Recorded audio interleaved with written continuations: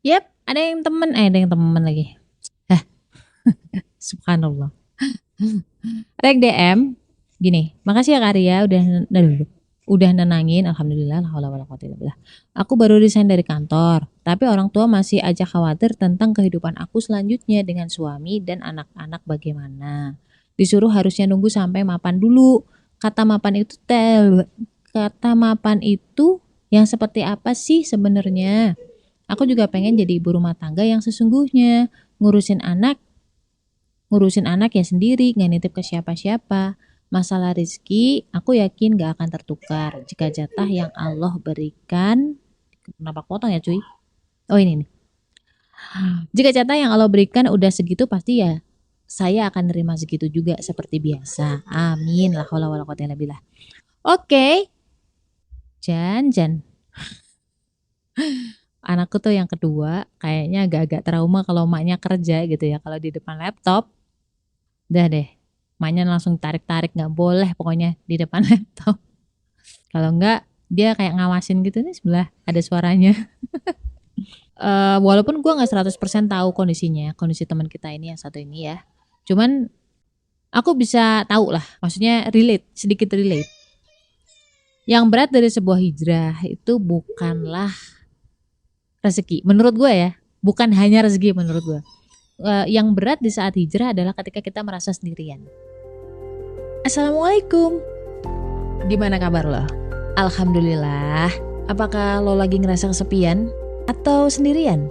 Kenalin, gue Ria Marliana, teman healing lo di podcast Self Healing. Di sini kita bakal ngobrol bagaimana sih belajar berdamai dengan luka, tentu aja atas izin Allah Subhanahu wa taala. Semoga Allah sembuhkan lukamu, ringankan bebanmu dan kuatkan hatimu.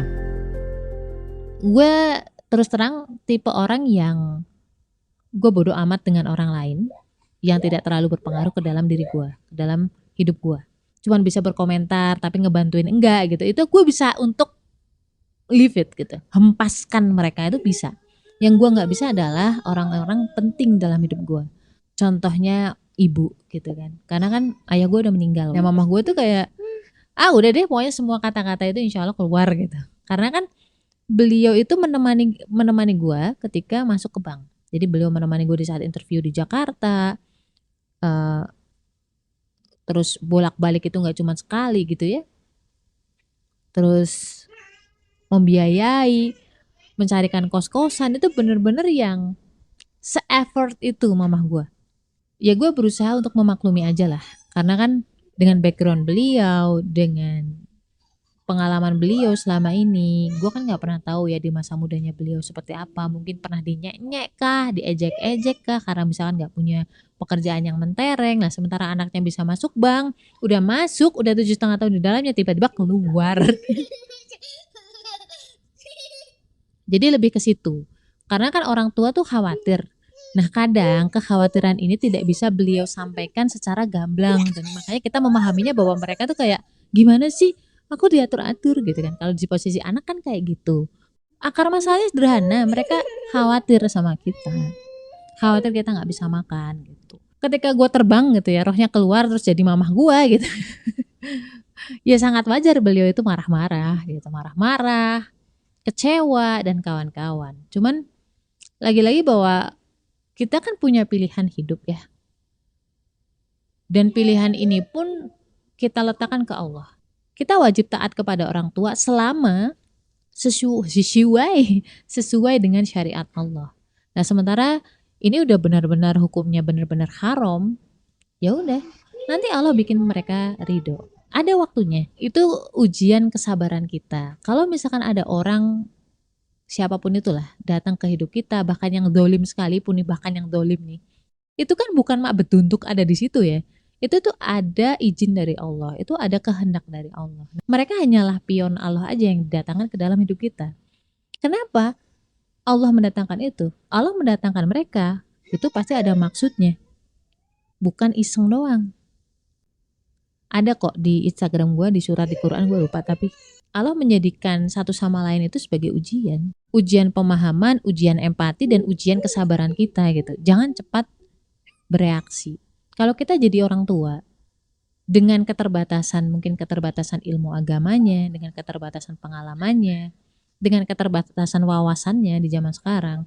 Ya taunya kan kerja PNS, pegawai bank. Itu mak gue sih.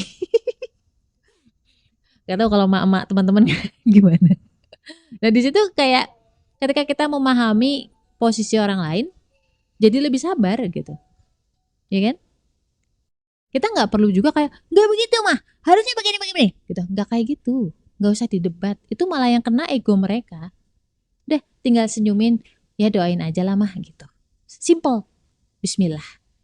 Nanti Allah akan turunkan ketenangan itu kepada beliau-beliau ketika kita sendiri juga bisa tenang menanganinya. Nah, yang jadi masalah ketika kita menerima statement mereka atau komentar mereka dengan cara yang overreaction gitu. Kita overreaksinya. Orang tuh juga mikir, jangan-jangan nih anak emosional sesaat nih. Jangan-jangan nih anak belum bisa mateng nih. Jangan-jangan nih anak belum bisa nih ngehandle stresor nantinya. Itu yang malah justru membuat mereka semakin khawatir. Jadi menurut gua, baca doanya Rasul setelah pulang dari Taif. Setelah beliau mendapatkan perlakuan tidak nyaman di Taif. Itu insya Allah menenangkan sekali. Lalu baca juga surat Ibrahim ayat 41. Ayat 41 insya Allah. Pokoknya cari banyak ayat. Buka Quran, baca Quran insya Allah lebih sabar. Oke? Ketika Allah ridho, Allah akan buat orang di sekeliling kita itu ridho terhadap kita. Poinnya atau PR kita adalah bagaimana kita bisa bersabar dan memahami posisi mereka. Kan gak mudah ya melihat orang yang kita sayangi, orang yang kita peduliin itu tiba-tiba gak kerja. Wajar. Kalau menurut gue ya, menurut gue tuh wajar. Jadi sebenarnya poin masalahnya bukan masalah mapan seperti apa, tenang seperti apa, dan kawan bukan. Poin utamanya di case ini adalah bagaimana kita bisa menempatkan diri di sudut pandang orang tua. Gue dulu mungkin udah sangat kenyang gitu ya dikata-katain bodoh, goblok, bego gitu ya karena keluar dari bank padahal gue tuh udah ada karir pet sampai pensiun, bahkan sudah bisa jadi kepala cabang dan kawan-kawan. Tapi again bahwa gue lebih takut kalau misalkan gue mati masih di bank. Gue takut ketika gue mati endingnya cuma neraka aja. Karena tidak ada ending yang lain dari daging yang tumbuh dengan nafkah yang haram kecuali neraka. Jadi disitulah gue berpikir bukan hanya diri gue, karena gue juga menafkahi anak-anak, kasihan sama anak-anak. Gue nggak tega kalau sampai anak-anak gue anterin ke neraka. Udah, walaupun saat itu setidak enak-enaknya menerima omelan mereka, menerima cemoohan orang-orang lain, bahkan sampai bulan Januari kayaknya, gue wawancara kerja dengan salah satu interviewer, dia kepala cabang di Semarang. Dia mengatakan orang-orang yang resign dari bank karena hijrah riba itu bego gitu. Cuman saat itu mungkin karena gue udah mati rasa gitu ya. Gue cuman senyum aja terus ngebatin, oh berarti orang ini tuh belum paham. Gitu aja sih. Itu ngapain gue juga debat ya kan. Maksud gue ngapain gitu berdebat dengan orang yang memang dia sudah punya asumsi sendiri, bukannya pengen tahu, cuman pengen ngata-ngatain doang, cuma pengen misuh-misuh doang, ya udah biarin aja. Mereka butuh untuk menelurkan itu. Ya udah, tinggalin aja udah selesai. Toh mereka bukan orang yang penting dalam hidup lo. Ngapain dipikirin ya kan? Kecuali kalau orang-orang kayak orang tua atau saudara. Nah, itu butuh kesabaran kita. Nanti ada masanya mereka itu berdecak kagum sama lo. Gue sempat ngalamin itu juga kok. Mereka bersyukur. Oke, hidup itu cuman roller coaster lah. Ada masanya kita di bawah, ada masanya kita di atas.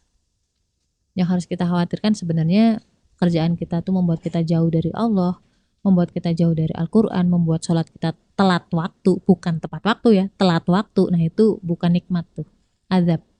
Seriusan. So buat siapa nih ya? Buat penanya, maaf kata kalau misalkan belum terlalu memuaskan karena gue bukan pemuas kebutuhan. Tapi sumber ketenangan itu dari Allah. Ketika butuh stok sabar, buka Quran. Dan jangan jauh-jauh dari teman-teman yang soleh, yang satu visi. Semoga tetap istiqomah dan semoga orang tua diberikan hidayah dan dibukakan mata hatinya oleh Allah Subhanahu wa taala. La haula wala quwata illa billah. Stay love and assalamualaikum warahmatullahi wabarakatuh. Kenapa sih golongan darah B itu pelupa? Susah banget ingat nama. Orangnya juga cuek, nggak pekaan, nggak perhatian. Kenapa coba? Bedah itu semua dari buku cerita tentang karakter golongan darah B dengan judul Beauty in a Beast. Order sekarang, link di bio ya. Buat teman-teman yang pengen nambahin cerita gue atau pengen nanya-nanya, boleh banget klik link komen di bawah. Di bawah mana? Di deskripsi box.